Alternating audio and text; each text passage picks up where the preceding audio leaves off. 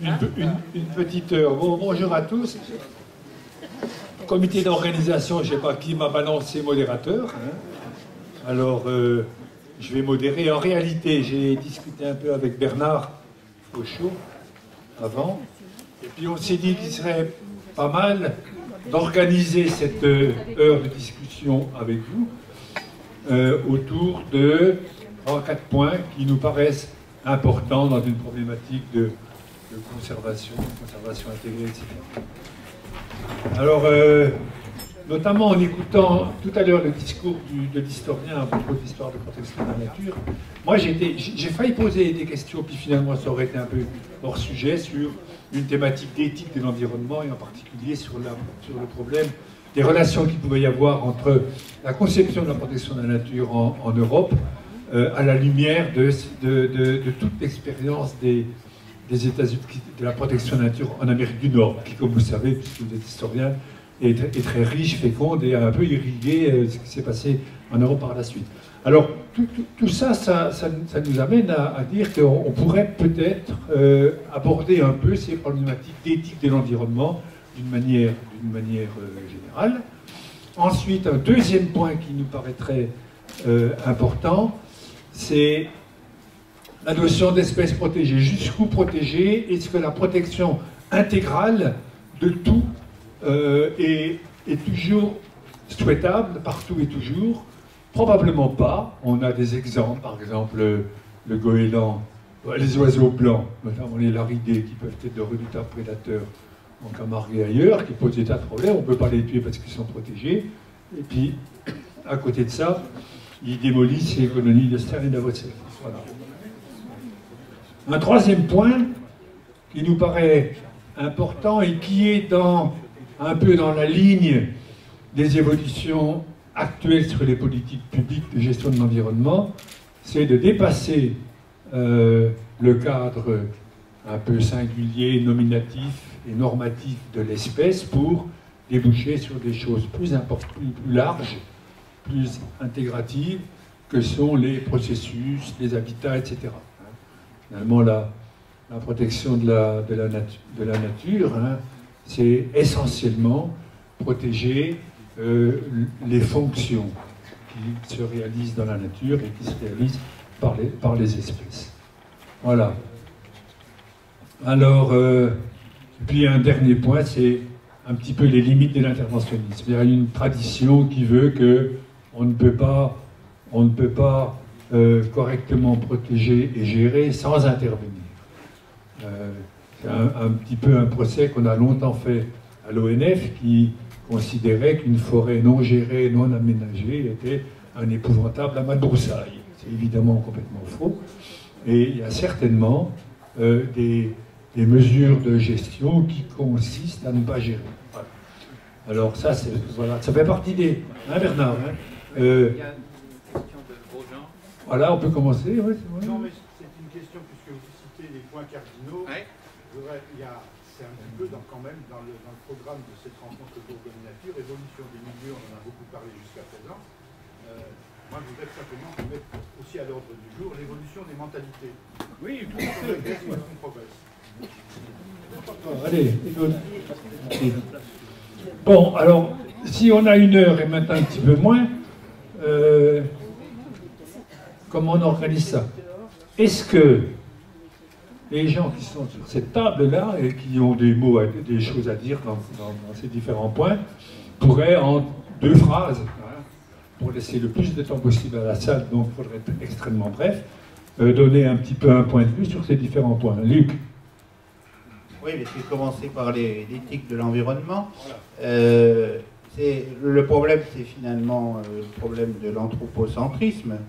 C'est-à-dire que, est-ce qu'on on pense l'environnement de manière anthropocentrée, c'est-à-dire centrée sur l'homme, ou est-ce qu'on imagine que l'homme est une espèce au même titre que les autres? Alors, c'est un débat qui est extrêmement difficile.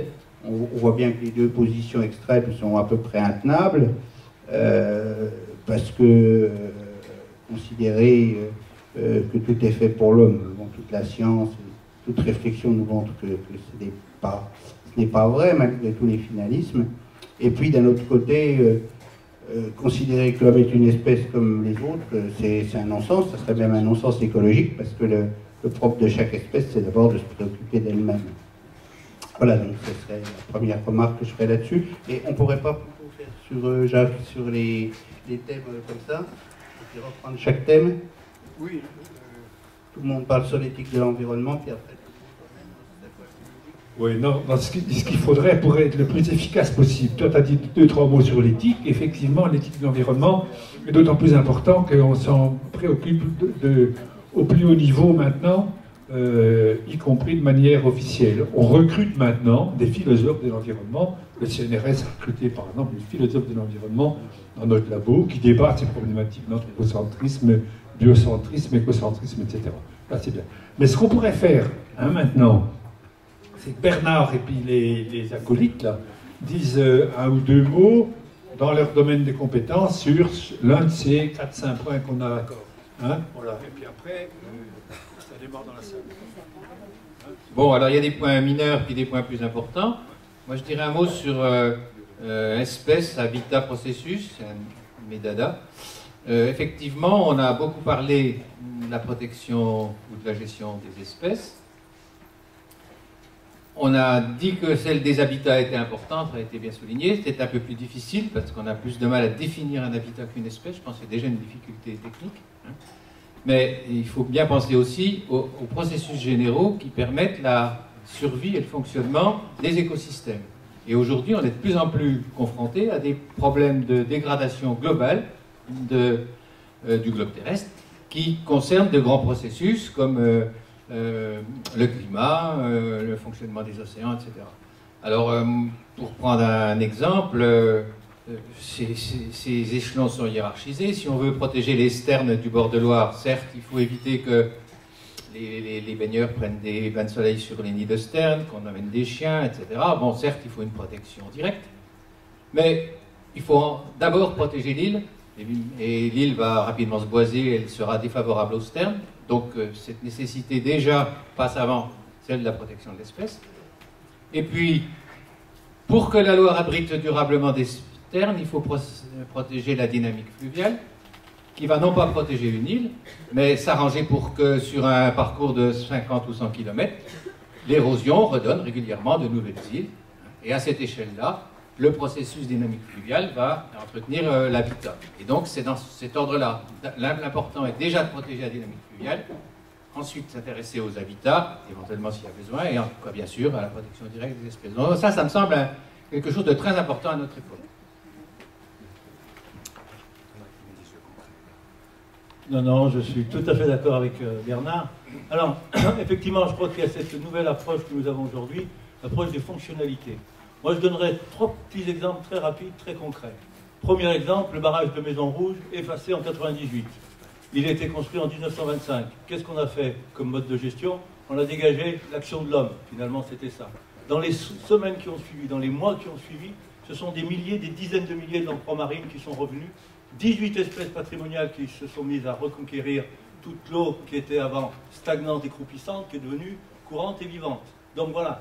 Alors ça, c'est vraiment une nouvelle approche, redonner des gains de naturalité, redonner des gains de fonctionnalité. Deuxième exemple, je préside le conseil scientifique de la réserve naturelle des Gorges de l'Ardèche. Ça fait des siècles que tous les 20 ans, tous les 30 ans, on coupe le chêne vert pour en faire du bois de chauffage. On le fait depuis tellement longtemps qu'on est persuadé que si on ne coupe plus le chêne vert tous les 20 ans, il va disparaître dans la minute qui suit.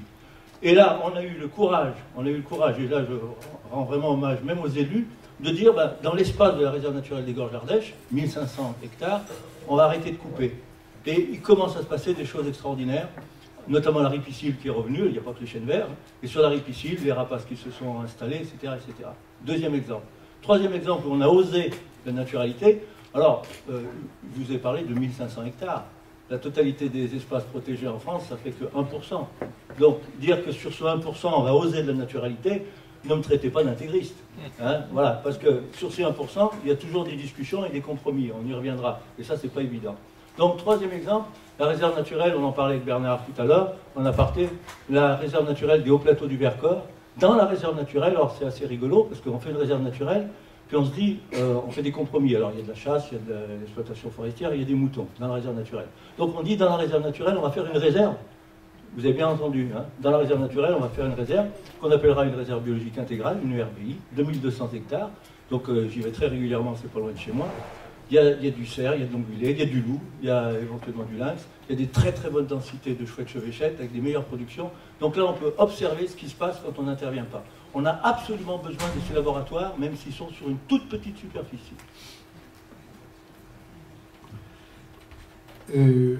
Peut-être j'aimerais insister sur un aspect qui est la prise en compte de l'abondance. Parce que souvent, on préserve l'espèce, une espèce ou un type de milieu ou un habitat, et à partir du moment où il y en a quelques exemplaires, on considère que c'est suffisant. Et je pense que on n'imagine pas bien qu'on peut être certaines abondances, dans le domaine des poissons par exemple, hein. Dans nos rivières, il y a longtemps, mais il y avait autant de saumon que dans les rivières américaines, hein, et on marchait dessus au moment de la migration, quoi, hein. Et donc l'abondance, on ne sait plus trop ce que c'est. Or, c'est grâce à l'abondance que peut s'exprimer la diversité génétique, et quand on l'a bien vérifié avec l'évolution comportementale des rapaces, grâce à la protection, on a vu des densités, par exemple, d'un rapace aujourd'hui archi commun dans certains secteurs, l'abus variable. L'abus variable, on avait, par la pression, et on avait sélectionné les individus farouches, génétiquement farouches, quoi. Parce que dans une diversité d'individus, il y a, à la naissance, il y a des individus qui vont être confiants et d'autres pas confiants. Ceux qui ont été confiants, ils se sont fait dégrouper tout de suite, quoi. Donc, étaient restés que les individus farouches. Après qu'il y a eu la protection, c'est réexprimer cette diversité. Et on a à nouveau des individus confiants et des individus farouches, hein. Il y a toujours aujourd'hui des individus farouches. Alors après, c'est un comportement qui peut être acquis aussi, mais en dehors des comportements acquis, il y a le comportement inné, spontané de l'individu. Et je pense que la protection de la nature passe aussi par l'expression de la diversité comportementale qui ne peut exister que lorsqu'il y a abondance. Or, on se rend compte que dès qu'on atteint des effectifs importants dans une espèce, on décrète que c'est trop. Trop. Hein. Or, non, ça c'est un jugement vraiment... On pense que... on pourrait se contenter de quelques individus représentatifs de cette espèce. Là, ça peut se débattre quand même, je pense, cette question-là.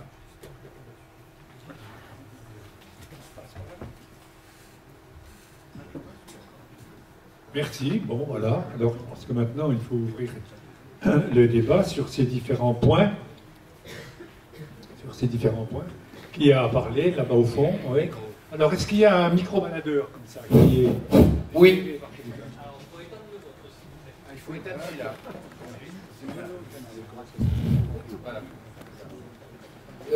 C'est à propos de l'éthique. J'étais en train de me demander, au niveau de l'espèce humaine, en fait, l'espèce humaine supporte mal la concurrence de prédateurs.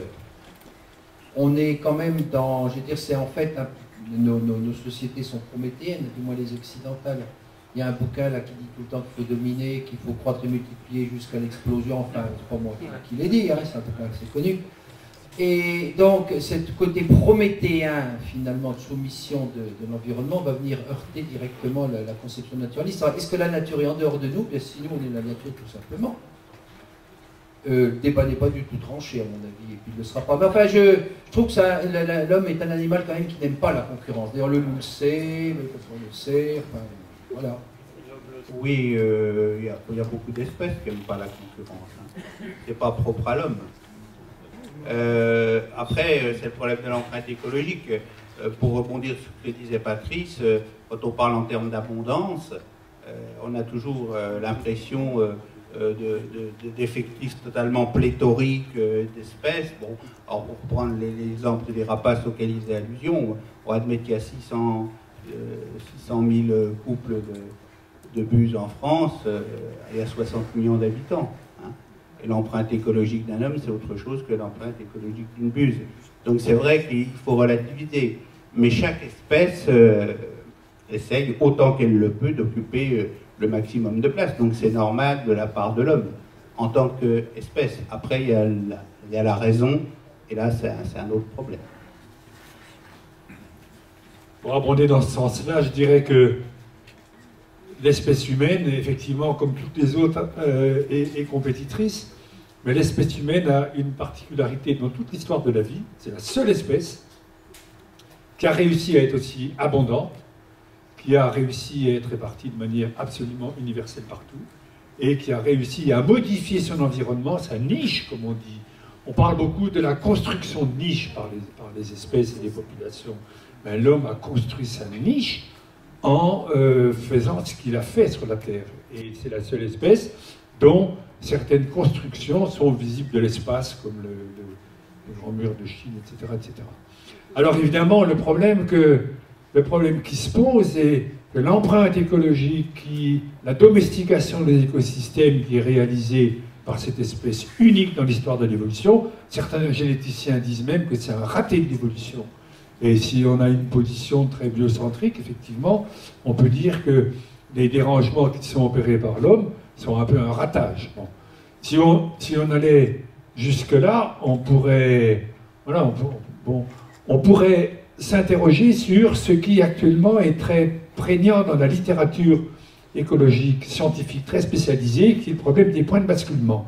Dans une grande revue internationale qui s'appelle Trends in Ecology and Evolution, dans un des derniers numéros, voilà, il y a des articles sur cette question: existe-t-il des points de basculement, des tipping points, comme disent les Anglais, en deçà desquels bien, le fonctionnement du système serait totalement transformé d'une manière qui probablement n'est pas désirable pour nous. Alors Bernard abordait la question à propos des nids de sterne qui sont piétinés par les baigneurs. Et alors ces tipping points, ces points de basculement, ils vont depuis le tout petit local jusqu'au global, et le global, c'est la planète. Et effectivement, il y a actuellement dans la communauté scientifique une interrogation sur la possibilité que la planète dérape sur d'autres systèmes de fonctionnement, notamment dans le domaine du climat. Effectivement, c'est des points importants.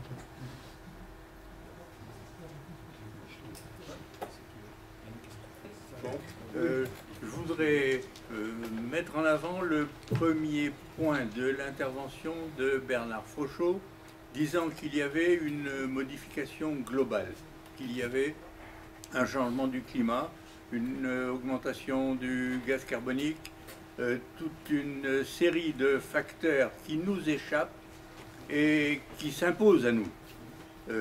Comment essayer de maintenir des conditions de vie pour la faune et la flore des endroits où nous vivons dans ce contexte mobile?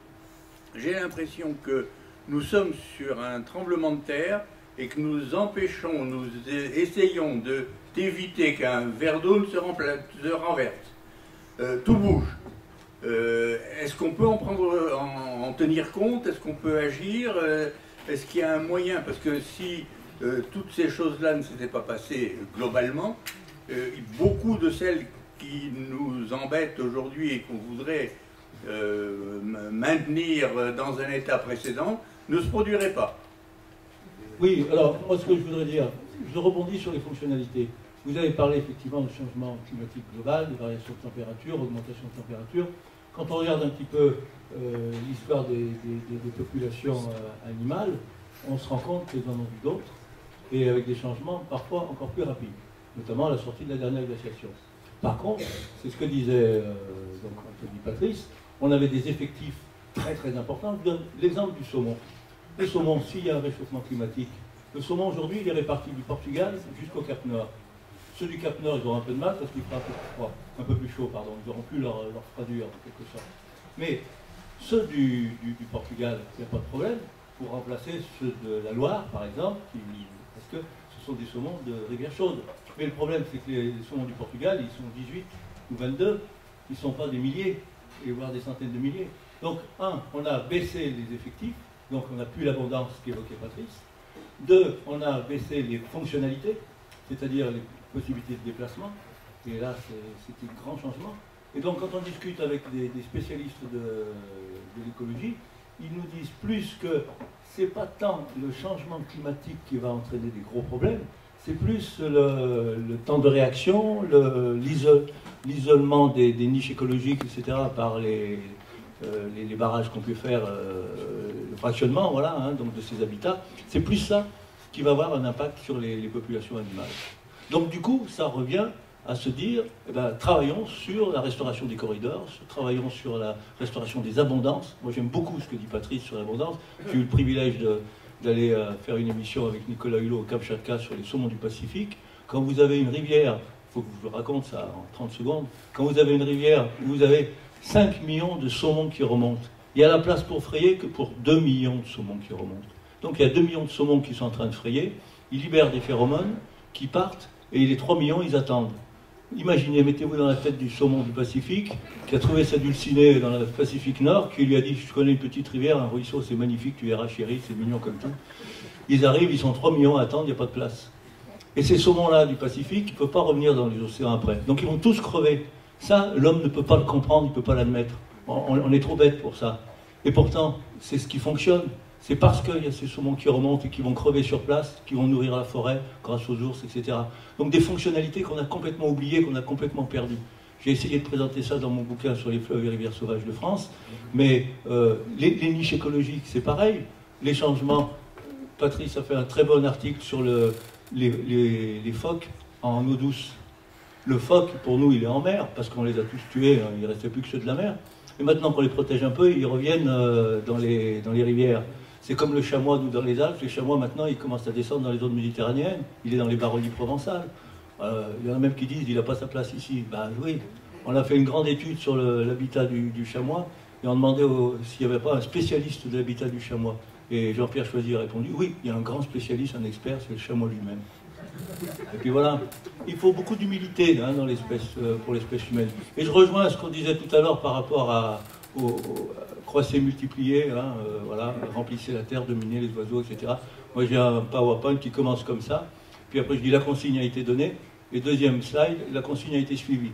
Et le chiffre, il est effrayant, il ne faut jamais, jamais, jamais l'oublier. Si vous faites la totalité de la biomasse des vertébrés continentaux, on laisse de côté les océans, la totalité de la biomasse des vertébrés continentaux, 98% de cette biomasse, c'est l'homme et les animaux domestiques. C'est-à-dire les vaches, les cochons, les bonhommes. On nous pèse tous, vous voyez, 7 milliards de bonhommes, on les pèse. On pèse toutes les vaches, on pèse tous les cochons, tous les poulets, tout ça. Ça fait 98%. Et à côté de ça, on va peser les cerfs, les éléphants, les écureuils. Ça fait 2%. Quand on a ces chiffres-là, je pense qu'il devient indécent, je pose mes mots, il devient indécent de se dire oui, mais quand même, il faut qu'on fasse un petit compromis, qu'on discute un peu. C'est comme quand on discute du compromis de la protection sur le 1% qu'on a choisi de protéger. On nous dit, mais quand même, il ne faut pas exagérer, vous êtes un peu intégriste, là, vous voulez protéger complètement les gorges de l'Ardèche. Mais ça fait que 1%. Oui, on veut protéger la miette. Effectivement, on le revendique. Voilà. On veut protéger les autres, quand même, ils sont pas... C'est pas beaucoup, comme tu disais, en biomasse. Et ça me rappelle comme un très beau titre de film, Le territoire des autres. Ça date, le film était beau, mais le titre est magnifique et en point de vue au sens de l'éthique, c'est intéressant de penser qu'il y a une altérité. D'ailleurs, s'il n'y a pas cette altérité, on n'existe pas. Quoi. On n'existe que lorsque on se situe à l'autre, et l'autre pour notre espèce, ben, ce sont toutes les autres espèces, ce sont les autres espèces. Donc au plan éthique, là, il y a quelque chose à réfléchir, et les autres, c'est que 2% en biomasse, hein, à la surface terrestre. Ouais. Donc je voulais simplement rappeler, j'ai lu récemment qu'il était proposé, après l'Holocène, l'Anthropocène, on est dedans, qui aurait commencé, disons, à la fin du XVIIIe siècle, ça qu'on s'en aperçoit. Alors, oui, c'est Crutzen qui a proposé le terme de Anthropocène. C'est un truc qui est un petit peu gênant parce que les grandes ères géologiques qui se terminent par N, comme le Pliocène, Miocène, le Pliocène, le Pléistocène, l'Holocène, etc. Ça correspond à des très longues durées au cours desquelles se sont passés des processus évolutifs d'une très grande ampleur. On peut considérer, et beaucoup de gens le font, que l'Anthropocène sera une petite verrue sur la longue durée, sur l'histoire de la vie. Je rappelle que la durée de vie moyenne des espèces est de l'ordre de 1 à 2 millions d'années. Ça s'est établi par des quantités d'arguments d'ordre paléontologique, mais aussi d'ordre biochimique, par les données moléculaires. Donc il n'y a pas tellement de raisons que l'espèce humaine dure plus que 1 ou 2 millions d'années. On a encore pas mal de temps devant nous, parce que on est Homo sapiens, c'est moins de 100 000 ans, donc on a encore un peu de temps. Mais je veux dire que au long de l'évolution, au long de l'histoire de l'évolution, l'histoire de la vie de l'homme sera finalement un passage relativement bref. Alors, est-ce que c'est justifié de donner un nom d'ère géologique à l'histoire de l'homme? Je ne sais pas. C'est trop d'honneur. Voilà, c'est un peu trop d'honneur. C'est un peu trop d'honneur pour une espèce qui est un passager comme d'autres dans l'histoire de la vie. Alors, qui c'est qui est... Ouais, c'est la forfanterie, oui, c'est de l'orgueil, c'est de l'orgueil. C'est de l'orgueil, oui, on a une espèce parmi 30 millions, puis voilà. Hein. Oui, mais qui pèse 98%. Mais qui pèse 98%. Et comme disent les gens, c'est un raté de l'évolution. Parce que c'est pas normal qu'il pèse 98%. C'est les géologues qui ont proposé ça. Oui. C'est les géologues qui ont proposé ça parce que l'influence planétaire de l'homme se voit dans la stratigraphie à l'échelle globale. Et c'est donc, d'accord, c'est peut-être pas une grosse épaisseur dans la stratigraphie, mais c'est quand même à l'échelle globale. Et c'est ce qui fait l'argument. C'est pas une conception de philosophe, c'est une conception de géologue, de stratigraphe. Oui, mais enfin, qu'est-ce qui restera dans 20 millions d'années du passage? Quand une espèce s'éteint, les géologues sont contents, ça leur fait un fossile de plus.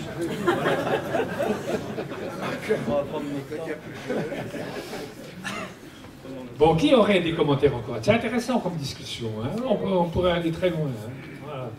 Voilà. Allez, Henri, vas-y. Là, ça marche, là, oui. Bon, comme on a évoqué un peu le cas du saumon qui est un peu emblématique, là, il y a un très gros programme pour essayer de rétablir des populations consistantes du grand saumon de la Loire. Alors, ce que je voulais dire par rapport au saumon du Portugais, c'est qu'au Portugal, le saumon, il a un cycle très court, et ça n'a rien à voir avec la Loire, où le poisson doit remonter 700-800 km. Et le problème avec le programme de conservation du saumon actuellement, c'est qu'il s'appuie sur une très grosse pisciculture et sur de la production du soutien artificiel des populations. Mais le vrai problème du saumon de la Loire, c'est est-ce qu'il va pouvoir s'adapter au changement climatique? C'est-à-dire que le saumon doit remonter la Loire, à Basse-Loire, à une époque où elle est franchissante, c'est-à-dire où la thermie et l'oxygène le permettent, à la montée et à la descente.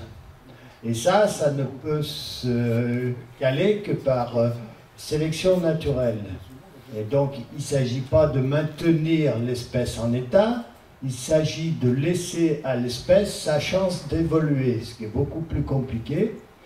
Et soit il y arrivera en remontant plus vite ou en descendant plus tôt, etc., en changeant ses fenêtres de départ et d'arrivée pour toujours continuer à se reproduire au bon moment en Lozère, soit il n'y arrivera pas. Mais là, s'il n'y arrivera pas, c'est pas avec la pisciculture qu'on fera quelque chose. Hein. Donc le problème, c'est laisser aux espèces une chance éventuellement de suivre l'évolution du climat et de n'importe quel facteur écologique. Et ça passe notamment par les corridors, la continuité spatiale pour des tas d'espèces. Tout ce qui est isolé est condamné actuellement. Et au niveau de l'extinction des espèces, les premières à disparaître vont être toutes les espèces montagnardes tropicales, parce qu'ils ne vont pas pouvoir monter bien loin. Donc tout ça, ça va disparaître. Parce qu'il faudrait qu'ils partent en Alaska ou ailleurs, et à moins qu'on les trimballe nous, ils n'ont aucune chance de faire le trajet par eux-mêmes. Donc C'est un vrai problème, quoi. Alors, tout ce qui est isolé et condamné, a dit Henri. Hein. Peut-être, hein. C'est pas certain. Dans la mesure où les espèces peuvent s'adapter aussi. Alors, il y a plein de programmes de recherche. Comment ? Il y a plein de programmes de recherche actuellement à l'échelle mondiale, et y compris chez nous en France, qui s'intéressent à étudier les mécanismes d'adaptation. Alors, ça peut être soit de la plasticité phénotypique, pour ceux qui sont un peu dans le coup, soit de l'adaptation génétique par modification de la structure génétique des populations. Et alors, on a des outils pour le faire, on sait faire. On sait, par exemple, que la date d'avancée de la date de ponte des mésanges bleus méditerranéennes et des mésanges charbonnières des environs d'Oxford, qui sont étudiées depuis plus de 20 ans, ce qui donne accès, ça fait des bases de données qui donnent accès à des méthodes de génétique quantitative, par exemple, et on sait qu'une grande partie de la variation de la date de ponte est d'ordre génétique. Donc c'est une preuve qu'une espèce ou une population locale peut quand même s'adapter. Cela dit, ce que tu dis est parfaitement vrai. On assiste aussi, pour beaucoup d'espèces, à une remontée vers le nord ou une remontée en altitude. Alors il y a des quantités de modèles, des modèles de niche, des modèles de ceci et de cela, qui essayent de prévoir ce que sera la distribution d'espèces ou d'habitats ou de groupements forestiers à la fin du XXIe siècle. Ça fait partie effectivement des questions de conservation et de gestion qui se posent à nous. Oui. Il ne faut pas oublier non plus que l'homme qui est le super prédateur a aussi des prédateurs qui sont les virus qui nous attendent. Sur les virus d'Ebola et tout ça, il y a des virus en Afrique qui font 100% de morts. Qui existent. Personne n'est à l'abri. Oui. On pourrait peut-être revenir à des considérations un peu plus optimistes. Hein. Concrètes aussi. Et puis un peu concrètes et un peu locales et régionales. Hein. Ouais. On est en Bourgogne. On peut retomber sur des... Voilà.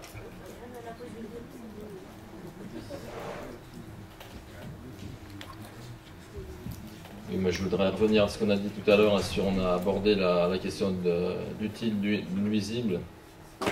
Et pour moi, mon intérêt pour la protection de la nature, c'est avant tout un intérêt à la fois d'altérité esthétique. Pour moi, c'est merveilleux. Enfin, c'est un enchantement perpétuel. Depuis la fourmi ou la couleuvre d'Esculape dans la glycine qui horrifie mon épouse, mais moi qui me ravit, jusqu'au guillemot de Bruniche. J'ai la chance de fréquenter les hautes latitudes où, au bout de 10 minutes, si je suis dans l'eau, je suis mort. Alors que le guillemot de Bruniche, qui est gros comme le poing, se jette de la falaise et part avec son père faire 2000 bornes à la nage. Donc je trouve ça absolument merveilleux, et quand il n'y aura plus ça, je vais bien m'embêter au milieu des champs de maïs et puis de mes concitoyens empilés. On y est déjà pour la moitié dans des villes. Voilà, donc un clin d'œil aussi à mon grand-père spirituel, Robert Hénard. Il est exactement de la génération de mes deux grands-pères. J'ai beaucoup lu sa philosophie, sa littérature philosophique sur le pourquoi de la protection de la nature, tout autour de l'altérité. Un clin d'œil aussi à Maurice Blanchet, son copain. Là, on a parlé de Castor tout à l'heure, qui répondait à un gars, un bon Suisse, qui lui disait « Mais à quoi donc ça sert ton machin là ?» Blanchet lui a dit c'est exactement comme Mozart, le castor, ça sert strictement à rien. Et pour moi, c'est quelque chose d'important, c'est que sur la planète, il y a des espèces qui ne servent à rien, qui sont là pour faire beau, et c'est tout. Les baleines, des troupeaux de phoques qu'on exploitait, etc. Voilà. Bon, allez, voilà.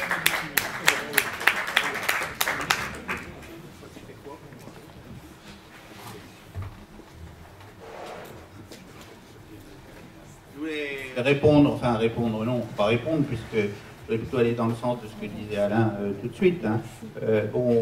On a l'habitude en philosophie d'opposer, en philosophie anglo-saxonne en particulier, d'opposer la valeur intrinsèque et la valeur extrinsèque. Donc la valeur intrinsèque, c'est la valeur d'une chose par elle-même et en elle-même, et la valeur extrinsèque, c'est la valeur d'une chose par rapport à autre chose. Et je trouve assez dommage cette espèce de réductionnisme qui est en train de prendre souche chez les écologistes et qui consiste à vouloir à tout prix évaluer de manière économique et quantitative la nature. C'est extrêmement dangereux parce qu'on va sur un terrain qui est par définition bien mieux occupé et de façon beaucoup plus puissante par les économistes, et ça sera le pot de terre contre le pot de fer. Il faut admettre que le vivant a une valeur par lui-même et non pas subordonnée. D'ailleurs, oui. Je recommande l'excellent petit livre de Virginie Maris auquel faisait allusion Jacques sur la philosophie de la biodiversité. Oui, alors voilà, pour aborder dans ce que vient de dire Luc, effectivement, il y a un peu une bataille de titans entre les économistes qui justifient maintenant l'existence de la biodiversité dans toutes ses composantes par les notions de fonction et de services écosystémiques, et le Millennium Ecosystem Assessment, pour ceux qui savent ce que c'est, a eu le tort d'insister trop lourdement là-dessus. Et alors, en contrepoint à cette tendance qui consiste à marchandiser et mettre de l'économie partout dans la biodiversité, il y a, il y a des réactions fortes sur l'éthique de l'environnement.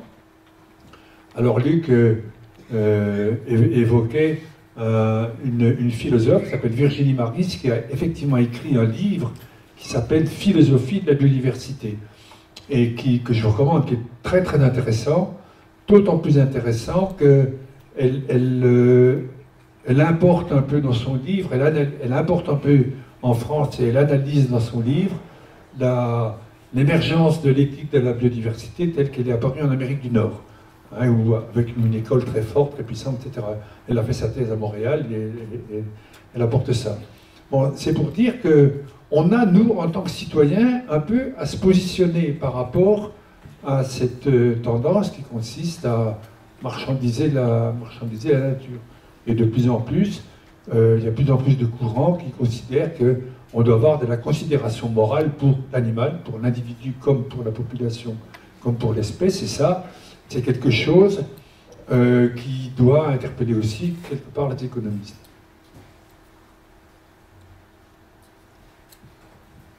Oui, moi je voulais juste faire une remarque. C'est vrai qu'à 2 reprises ou 3 dans cette assemblée a été évoquée toutes ces considérations judéo-chrétiennes qui nous imprègnent tous, en tout cas dans l'Occident, dans les sociétés occidentales. Et c'est vrai que cette imprégnation, elle est, je crois, très forte, puisque, moi, si je prends simplement la façon dont j'ai été élevée, on m'a dit, c'est vrai qu'il vaut mieux être fort plutôt que faible. On m'a dit l'homme est un loup pour l'homme, donc ça vous donne une idée un peu de la façon dont on pouvait considérer la nature.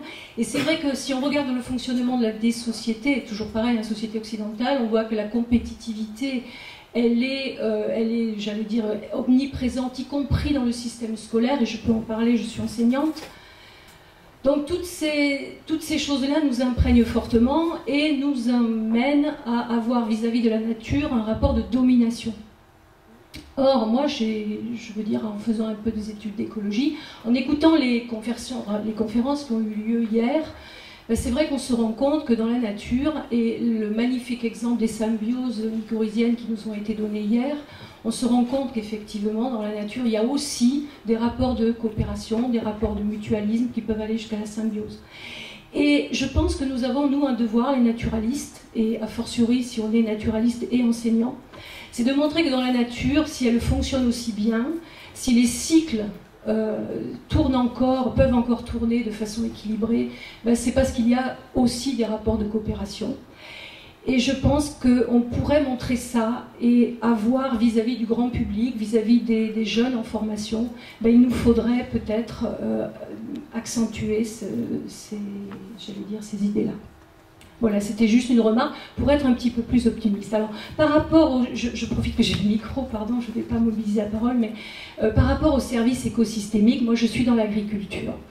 Et je peux vous dire que l'agriculture actuelle, elle part dans le mur. C'est-à-dire que l'agriculture avec des béquilles chimiques, ça fonctionnera plus très longtemps.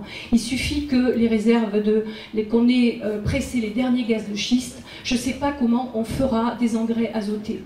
Donc il faut bien que dès maintenant on se préoccupe d'une autre agriculture. Et cette autre agriculture, alors on a un ministre qui nous incite un peu à ça, puisqu'on a quand même, on parle beaucoup d'agroécologie, mais moi je peux vous dire que la mayonnaise agroécologique, elle ne prendra que si on change notre rapport à la nature. C'est-à-dire si on envisage qu'effectivement les services écosystémiques peuvent aider l'agriculteur à avoir de la production. Voilà, moi c'est quelque chose auquel je tiens. Alors je ne dis pas qu'il faut aller jusqu'à marchandiser comme vous dites, mais la nature elle est déjà marchandisée. Je veux dire, quand on a des cours du blé qui sont soumis à j'allais dire, à la spéculation, je veux dire, la nature elle est déjà marchandisée. La nature et l'homme aussi. Parce que je voudrais vous dire que la santé des agriculteurs, elle est déjà bien mise à mal. On parle des espèces qui disparaissent, mais les agriculteurs payent un lourd tribut de l'utilisation de l'agriculture chimique. Là, je ne veux pas trop m'étendre, mais tant qu'on ne changera pas de paradigme et qu'on ne dira pas la nature, on doit entretenir des rapports de coopération, on ne pourra pas changer l'agriculture. Voilà, c'était juste une remarque. Merci. Voilà, donc d'autres commentaires ou Vincent.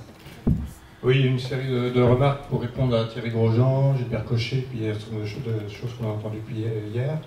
Il y a une petite chose qui me manque un peu, on a basculé sur un siècle, on n'est pas du tout arrivé sur la fin du XXe siècle, où il y a une nouveauté qui est quand même par rapport à la gestion des espaces et de la biodiversité, qui sont l'arrivée des conservatoires, des parcs nationaux, régionaux, avec derrière une obligation souvent de résultat. Et donc là, pour répondre à Thierry Grosjean par rapport à l'évolution des mentalités, on arrive à un moment donné où il faut montrer que quand on se met à compter les sabots de Vénus, ça augmente, ça baisse, ça rebaisse. On arrive actuellement sur une stratégie régionale pour la biodiversité, il va falloir mettre en place des indicateurs. Les indicateurs, on les met comment en place? Qu'est-ce qu'on met en place? Voilà, donc c'est des choses qui sont compliquées. Bon, les conservatoires font un gros travail, les parcs aussi, mais c'est vrai qu'ils sont dans cette obligation vis-à-vis de la finance publique et des élus qui demandent des résultats, et des technocrates. Luc dit qu'il y a un peu beaucoup de technocrates dans la gestion des espaces naturels. Je suis parti d'un grand organisme, mais il y a quand même un certain nombre de technocrates où on a également des résultats à montrer. Et donc je pense que dans l'évolution des mentalités, et là je réponds à Gilbert Cochet sur ce qui se met en place effectivement par rapport à des espaces où on met à ne pas gérer, et donc je pense à un futur parc national qui est dans notre secteur, où a priori on mettra 3000 hectares en non-gestion. Dans l'évolution des mentalités, il y a à expliquer que les premières années, mais quand je dis les premières années, ce sera peut-être sur des dizaines d'années, ce sera assez banal comme milieu. C'est un milieu forestier qui est du taille-futé à l'heure actuelle avec des gros chênes, des gros réserves en hêtres. On va partir sur des dizaines d'années de banalisation des milieux, et on a commencé à le dire avec Bernard Frochot, qui est responsable du conseil scientifique, mais pour que les gens qui sont sur place savent que cette forêt-là ne va pas évoluer du jour au lendemain vers une forêt type Biélovéja, qui a un petit peu plus d'ancienneté par rapport à la forêt d'Arc-en-Barrois. Et mon collègue voisin est entomologue, et on sait qu'on va perdre des espèces qui actuellement sont dans les cultures à gibier de ces secteurs-là. Et il y a déjà des entomologues qui s'en plaignent un peu, disant on va perdre notre bousier qui est celui qui est dans nos cultures à gibier. Donc je crois que cette évaluation des mentalités, elle est vis-à-vis des élus, vis-à-vis des technocrates, vis-à-vis des gens qui vivent sur place, pour dire, dès lors qu'on travaille sur la fonctionnalité des milieux, il faut laisser du temps au temps. Et cet aspect-là, il n'est pas toujours compris, alors souvent par les élus, donc il n'y en a pas beaucoup ici, mais je leur ai déjà dit dans certains cas, mais il faut aussi, par rapport à la population en général, pour dire, les milieux naturels, ça ne se met pas en place de façon facile. Il y a une époque, on travaillait sur le Val-de-Saône avec Bernard, quand on parlait d'espace de liberté pour redonner de la place à la Saône, bon, il n'y en a pas beaucoup, mais il y a des élus verts qui m'ont dit, le problème c'est que ça ne s'inaugure pas. Une prairie sur laquelle on ne fait rien. Non mais j'ai eu la phrase d'un élu. Il m'a dit, le problème c'est que ça ne s'inaugure pas. Donc je pense que là, l'évolution des mentalités, pour moi, c'est un des grands enjeux du XXIe siècle. Parce que si on commence à parler de naturalité et de fonctionnalité, et non plus que des espèces, eh bien, il faudra à un moment donné donner du temps au temps, et c'est pas très facile. Très bien dit, je suis tout à fait d'accord avec ça. Bernard, avec... Oui, à propos de l'inauguration, une bonne remarque. Laissez faire la nature. Ce que tout le monde dit, c'est ce qu'il faut faire au maximum. Pourtant, les protecteurs, nous avons tendance souvent à intervenir. Mais là, on dit, c'est normal parce que nous, on a le droit. Voilà, hein, c'est à peu près comme ça. Alors, on intervient modestement, on met des nichoirs en ville, ça c'est... Comment aller contre, puisque la ville est un milieu complètement artificiel, dépourvu de signification, etc. On peut intervenir davantage, et puis on peut aussi, parfois, aller un peu loin. Par exemple, installer des plateformes pour les balbuzards, je vais en contredire certains ici. Lorsque cette espèce se répand d'elle-même et s'est nichée sur des arbres, moi, ça me semble aller un peu trop loin. Pourquoi? Parce que c'est un mauvais message. Ça a l'air de montrer que le balbuzard a besoin de l'homme pour faire son nid. Et ça, c'est un message qui va à l'encontre de toute notre attitude précédente. Hein. Donc, si vous voulez, sans en faire un drame, il y a quand même des limites dans notre intervention. Nous devons respecter la nature, mais y compris ne pas trop la forcer à s'installer là ou là. Hein. Et donc, c'est vrai que le nichoir balbuzard ici inaugure. Tu as raison, Vincent. Hein. Là, le conseil régional va donner des sous, il y a des gens qui seront contents, les ornithologues vont l'inaugurer, et donc tout ce qui s'inaugure passe mieux dans le public que de laisser faire la nature qui donne une image passive et qui est un petit peu plus difficile à faire comprendre.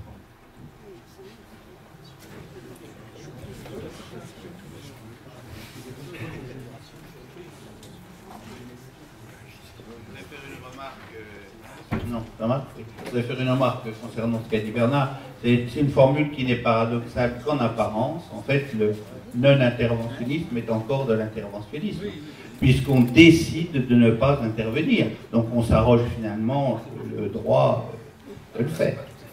C'est de la philosophie, oui, Jacques. Alors, Patrice s'agite. Depuis peu, j'ai des responsabilités au conservatoire et je voudrais vous dire que j'ai eu un peu des états d'âme avant de rentrer en conservatoire, parce que je suis très intéressé par la naturalité et en gros, c'est ça, la naturalité. Ce qu'on a à faire face à des milieux marqués par la naturalité, c'est surtout n'y rien faire, quoi. Donc, les conservatoires, par contre, sont très interventionnistes parce que, pour l'essentiel, ils interviennent sur des milieux qui ne sont pas fortement marqués par la naturalité, mais fortement marqués par l'activité humaine. Et l'abandon et la déprise agricole qui fait que des conditions que l'homme avait créées et qui favorisaient certaines espèces changent et au détriment de ces espèces qu'on considère comme remarquables, rares ou localisées. Et du coup, j'étais amené à réfléchir à cette question en me disant, mais on n'a pas les mots pour définir. Alors, il y a un mot qui est apparu il y a peu de temps, c'est la notion de naturalité, que je trouve très intéressant, qui en gros nous dit qu'un milieu présente une forte naturalité lorsque les processus à l'œuvre sont spontanés et que l'homme y intervient le moins peu, très peu. Mais à l'autre bout, quel est le mot pour dire un milieu qui n'est pas à forte naturalité? Est-ce qu'il y aurait un mot? Alors, on parle de milieu anthropisé, hein, donc fortement, plus ou moins fortement anthropisé. Et donc, du coup, on peut dire qu'il y a des degrés de naturalité, comme il y aurait des degrés d'anthropicité, si on voulait créer un mot, quoi, hein, à l'inverse. Mais des milieux très anthropisés sont intéressants ou riches, alors les mots, on mettra ce qu'on veut, les qualificatifs, plus ou moins en termes de biodiversité, hein, en nombre d'espèces, par exemple, si c'est en nombre d'habitats. Et en fait, c'est pas parce qu'un milieu est peu marqué par la naturalité qu'il est forcément inintéressant du point de vue de la biodiversité. En fait, la biodiversité et la nature, ce sont des expressions qui sont sur des registres différents, de mon point de vue. Et donc, il me paraît utile là aussi, d'essayer de trouver des mots, des expressions, des périphrases plutôt, mais plutôt des mots pour simplifier. Et donc, à l'opposé de la naturalité, il y aurait ce qu'on pourrait appeler l'anthropicité. Mais là-dedans, il faut distinguer des milieux à forte artificialité, c'est-à-dire dans lesquels ne s'exprime pas du tout le génie humain, qui a, si vous voulez, un parking de supermarché, c'est pas tellement intéressant du point de vue de la biodiversité. En termes de savoir-faire, c'est pas extraordinaire en termes culturels. Par contre, un milieu créé par l'homme, tel qu'un bocage, ou un étang, ou un système d'étang en ongle, ou tout ça, c'est porteur de connaissances, de savoir, de savoir-faire, de droits, de relations humaines. On est dans un... Et ces milieux hébergent une grande biodiversité, parfois extrêmement intéressante. Et là, on pourrait dire, on a un gradient de culturalité. Alors, la culturalité au sens d'une culture qui a pris en compte les processus naturels.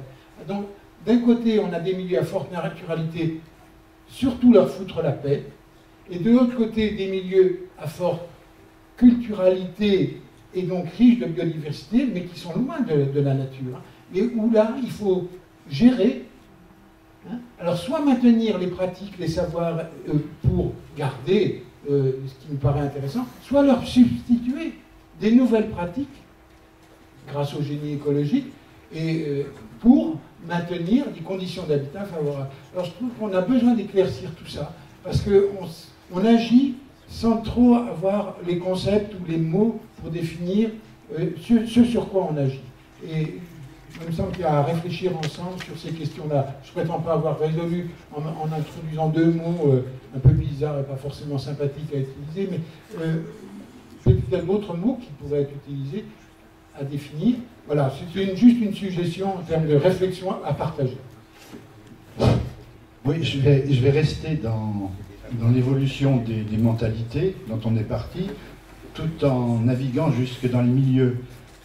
Aujourd'hui, personnellement, je suis dans un milieu, le milieu naturaliste, qui a ses propres, je dirais presque règles de fonctionnement, de son historique, etc. Et puis, moi, je fais partie d'un consortium d'associations qui, elles, vont de ce milieu naturaliste et utilisent ces connaissances pour être confrontés au milieu politique où les règles sont complètement différentes. C'est un petit peu encore plus la règle de domination par rapport à d'autres. Si nous, on a encore envie de coopérer, il y a des gens qui n'ont pas du tout envie de le faire. Je voudrais dire qu'attirer l'attention sur le fait que les espèces dont on parle aujourd'hui, elles n'ont pas d'éthique. L'éthique, c'est quelque chose qui a été fabriqué par l'humanité dans son évolution. Et puis actuellement, l'éthique, c'est ce sur quoi sont assis les plus puissants pour nous donner des leçons d'éthique. Voilà, donc, quand on a fait déjà ce parcours, on comprend que moi, ce que je voulais dans l'évolution des mentalités, c'est comment on va y arriver. Parce que si je vous écoute, sur la disparition des espèces, le climat, etc., il y a quelque part une urgence, quelle que soit l'analyse qu'on puisse en faire. Je crois que c'est au moins un minimum qu'on partage. Comment on va faire évoluer ces mentalités? Est-ce que, puisqu'on est bien obligé de constater que les connaissances, même si elles sont perfectibles, qu'on a déjà accumulées, n'ont pas permis cette évolution. L'espèce humaine s'avère incapable de s'adapter à son milieu. Comment on va faire? Est-ce qu'on souhaite... Bon, il y a des anthropocentristes qui disent que finalement, si l'espèce humaine disparaît, tant pis ou tant mieux, suivant les opinions. Mais là n'est pas l'essentiel. C'est si vraiment on est, je suis d'accord avec garder, nous, pour notre égoïsme, la contemplation de la beauté de la nature, qu'est-ce qu'on va faire pour y arriver?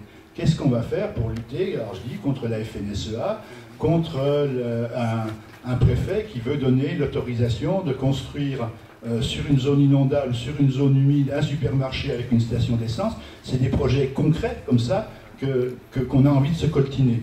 Il y a longtemps qu'on n'a pas vu des défenseurs de la nature, comme pour les retraites, descendre dans la rue pour dire on aime la nature, on aime les espèces, on a envie de les protéger, on a même envie de protéger l'espèce humaine.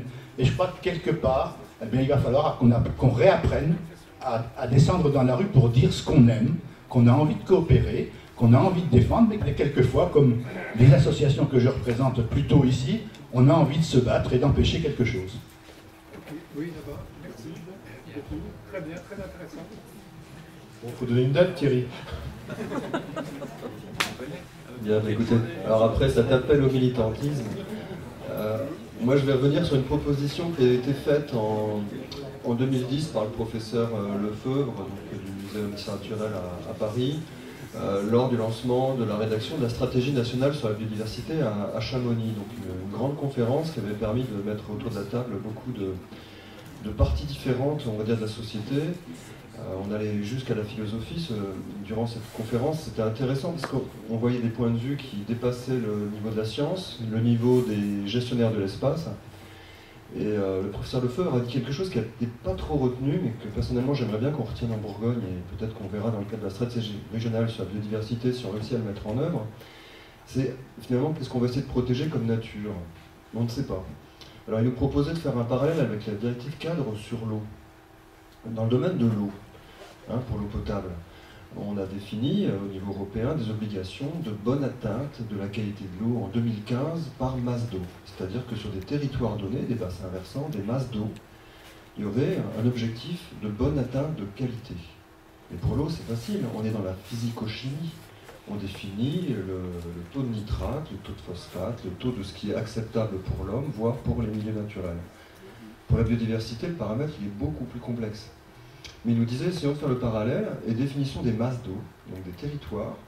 Et dans ces territoires-là, donnons-nous des objectifs de bonne atteinte. Et il faisait un parallèle, c'est que pour la nature, on n'avait pas travaillé jusqu'alors comme ça. On travaillait sur des espèces rares qu'on essaie de ne pas voir disparaître, ou sur des espèces emblématiques. Mais on ne les rattachait pas forcément à des territoires. Et donc, moi, ce que j'espère voir émerger, c'est qu'à l'échelle de régions naturelles, donc il faut définir qu'est-ce que sont ces régions naturelles, mais globalement, on a tous une vision des régions naturelles. L'Auxois, le Charolais-Brionnais, la plaine de Saône, bon, bah, le Morvan, excusez-moi, il ne faut jamais oublier le Morvan, pardon. Et donc, sur ces territoires-là, on pourrait très bien se définir un délai, et qu'est-ce qu'on veut essayer d'atteindre à ce délai-là. Et les espèces visées, ça ne serait pas forcément donc les espèces patrimoniales, mais ça peut être les espèces emblématiques, les espèces qui ont un rôle fonctionnel, et on essaie d'atteindre ça. Et avec les politiques, d'essayer de le partager.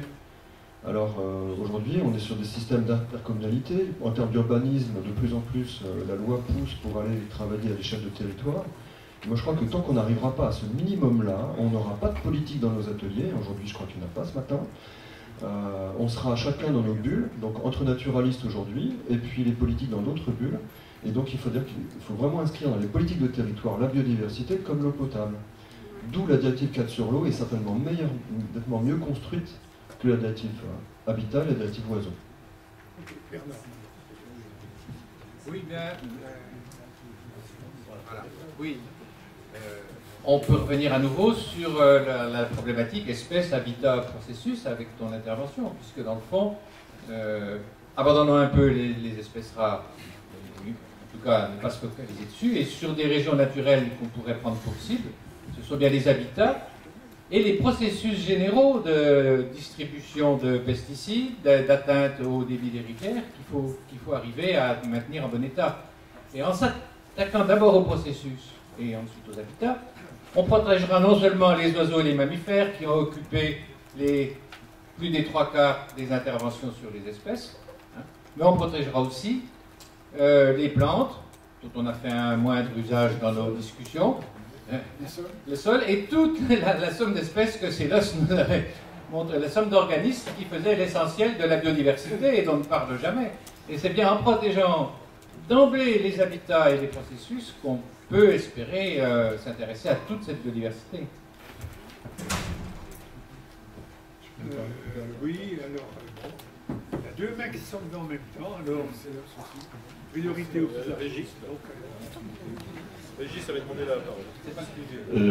Non. Juste un point bon, qui revient assez souvent lorsqu'on a une table ronde, sur un aspect qui n'a pas beaucoup été abordé, me semble-t-il, au cours de ces deux journées, c'est l'éducation. Au cours du siècle. Oui, non, ça rejoint Thierry. D'accord. Au cours du siècle, comment cette éducation à la nature a-t-elle évolué? Comment est-ce que, quand on a vu ce matin ce qui se passait à Saint-Seine-l'Abbaye, les populations rurales qui vivaient au contact de la nature, et puis ce qui était intéressant, c'est de savoir qu'effectivement un laboureur, il ressentait la qualité de la terre quand il suivait la charrue de son animal de traction. Là. Donc il y avait quand même une relation qui était d'une finesse qu'on a dû oublier. Et aujourd'hui, eh bien, on est loin de cela. Certes, il y a des médias qui nous donnent pas mal d'informations, certes, il y a de la communication, Mais en termes d'éducation, en termes de contact direct, je pense qu'on a évidemment perdu pas mal de sens dans ce domaine. Et puis hier, lorsque Madame a présenté l'agence sur la biodiversité, l'Agence nationale de la biodiversité, le mot éducation n'apparaissait pas. Il y avait le mot information, communication, mais le mot éducation n'apparaissait pas. Alors évidemment, si on veut s'entendre avec et on l'a sans doute tous vécu avec des élus, des concitoyens avec qui on voudrait pouvoir partager quelques sentiments à l'égard de la nature. Si on n'a pas les mêmes mots, si on n'a pas la même éducation, si à un moment donné on n'a pas les mêmes références éducatives, je pense qu'on a un petit peu de mal à s'entendre. Et il y a sans doute un travail qui n'a pas été complètement abouti dans ce sens-là. Tout à fait vrai, oui. Ou une dernière ou deux? Une dernière? Jean Béguineau. Oui, avant ce que je voulais dire après, je vais faire juste un petit commentaire sur ce que disait Thierry Grosjean. On n'attrape pas des mouches avec du vinaigre et on n'attrape sûrement pas les politiques avec simplement nos forces limitées de naturalistes. Je reprends tout à fait ce qui vient d'être dit, enfin c'est une banalité, disons-le quand même. Si on ne passe pas par l'éducation de la masse qui vote, de moins en moins qui votent quand même, on n'arrivera à rien. Bon, enfin, je le dis juste parce qu'on est tous d'accord. Hein. Tel n'était pas mon propos. Je voulais dire, je ne suis pas lecteur de romans. Néanmoins, je pense que dans un roman, ce n'est pas forcément le nombre de personnages qui est intéressant, c'est plutôt la richesse des relations, la complexité des échanges qui fait l'intérêt du roman, je suppose. Bon, c'est juste une image pour dire que c'est pareil, la biodiversité, mais là, je ne fais qu'enfoncer des portes ouvertes parce qu'on l'a déjà dit sous des formes différentes jusqu'à présent. C'est effectivement l'aspect fonctionnel, la multiplicité des relations qui est intéressante, autant, enfin, peut-être d'abord pour les naturalistes spécialistes, mais je pense aussi, et si on revient sur l'éducation, pour attirer l'intérêt des gamins, des galopins, des grands.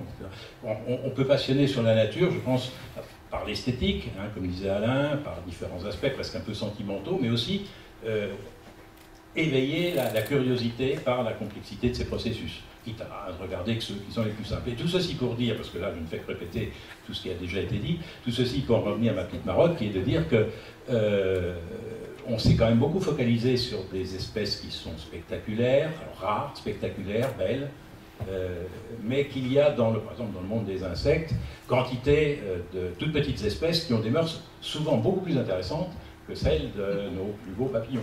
Et que, alors, bon, il y a un mouvement qui va dans ce sens-là, mais bon, il faut sûrement qu'il continue. Et Marc-André Selos nous a plus ou moins dit, et même clairement dit hier, qu'il y avait dans le monde, enfin, ces petites compétitions amusantes entre les unicellulaires qui sont abouties à la formation des eucaryotes, etc., montrent qu'il y a des tas de choses passionnantes, quoi. Enfin, j'imagine que raconter même à des jeunes, enfin aux semi-jeunes, toutes ces histoires, alors c'est de la compétition, effectivement, toutes ces histoires de capture des uns par les autres, avec tous les aboutissements que ça a donné, c'est quand même, ça me semble intéressant.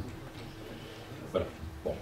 Voilà, on va être obligé de clore, mais je crois que Marc-André a quelque chose à dire. Vas-y, Marc-André. Oui, non, mais là aussi, oui. Ça fait très longtemps qu'il lève la main. Ah non, allez. Marc-André, et puis lui, là.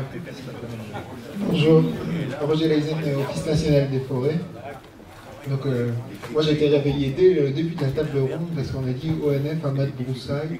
Je me suis dit, oh, je ne vais pas réagir à ça. C'est le sujet de la table ronde qui est important. C'est une question d'âge. À votre âge, on dit plus ça, mais les vieux le disent encore. Alors, je voudrais continuer sur l'évolution des mentalités. J'aime bien ce point à l'ordre du jour, et notamment le lien avec la sémantique. Parce qu'on a vu, il y a les nuisibles, les espèces utiles, mais là, dans toute la discussion, j'entends espace protégé, 1%. Est-ce que ça veut dire que les 99 autres pourcents ne sont pas protégés? Donc on gère quand même en tant qu'établissement public des milliers d'hectares. C'est vrai que je suis bien placé en tant que conservateur de réserves naturelles pour voir ce que c'est les quelques dizaines, centaines d'hectares de ces espaces-là. Mais l'autre partie est très importante. Et en fait, je crois depuis quelques années beaucoup en la responsabilisation des acteurs et de l'influence que ces petits espaces protégés, je dirais plutôt classés, parce que du coup les autres sont protégés aussi, vont avoir comme influence en fait. si on arrive à responsabiliser les acteurs qui soient publics comme l'ONF ou privés comme les agriculteurs, ceux qui gèrent vraiment la multitude de la surface française, je pense qu'en rentrant à l'intérieur de ces modes de gestion et d'exploitation, je différencie gérer et exploiter, on arrivera davantage à des fins de protection de la nature.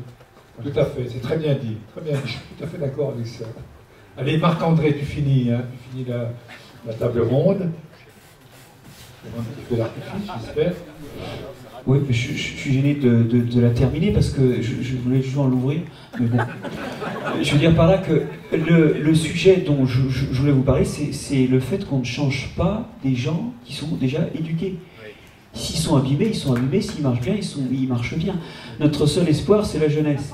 Et alors c'est dans les associations naturalistes un point crucial, hein. Je suis désolé de le dire comme ça, parce que c'est vrai qu'on n'est pas entre jeunes le plus souvent, mais les programmes du secondaire, et je fais partie de ceux qui ont puissent œuvrer autant qu'ils pouvaient de leur jour et de leur nuit pour que ça se fasse, s'ouvrent actuellement à l'écologie et à l'évolution.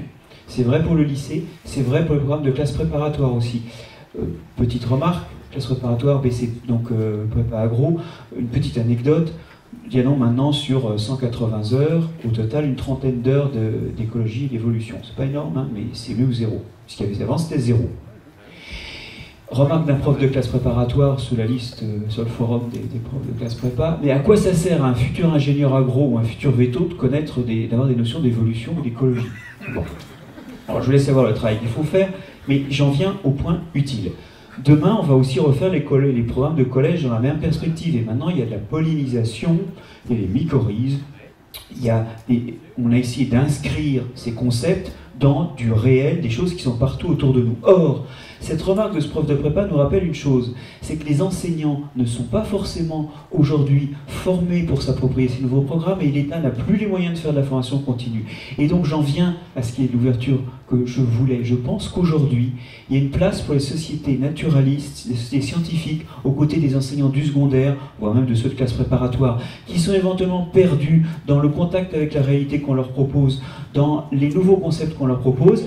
Je vous encourage, si vous voulez faire quelque chose pour la société de demain, à aller regarder ces programmes qui sont disponibles en ligne. Si vous ne les trouvez pas, je vous les enverrai, et à voir ce que vous pouvez faire, ce que vous pouvez proposer à des lycées ou des collèges qui sont autour de vous, et aller porter un coup de main à des gens qui ne seront pas formés pour préparer un monde différent. Très bien, mais c'est tout à fait bien. Et ben c'est sur cette note d'optimisme qu'on va terminer cette table ronde qui a été, à mon avis, fort intéressante. J'espère que vous partagez ce point de vue.